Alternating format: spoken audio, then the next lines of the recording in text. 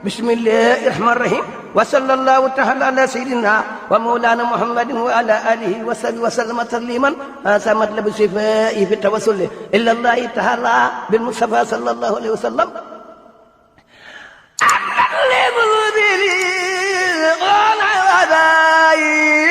وحمد للدواء والدواء حمد وحمد للدواء والدواء.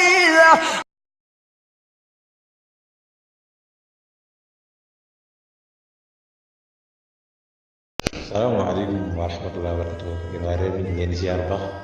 di leen présenté benn émission bu am solo bu suñu Ousmane Cissé jot mu jëm ci wàllu wér-gu-yaram bu ko defee nag ci Daara J TV di wax ne émission bu am solo lool ndax fi jamono toll dañoo xam ne nag wér-gu-yaram lu am solo la ci doomu aadama bi ndax lépp lu nit ki def rek wér-gu-yaram moo koy may nu mu ko mën a defee moo tax ñu leen koy bàyyi yoo xel. ci site bii di Daara J TV di wax ngeen koy bàyyi xel bu baax ndax dana leeral lu bari ci wér-gu-yaram doomu aadama bi waaye dana leeral lu bari ci ñam yu jëfandikoo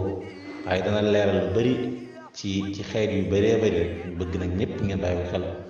di wax na suñu Ousmane moom ndaanaan la ci santé di ko bàyyi loo xel ñëpp di wax jërë ngeen jëf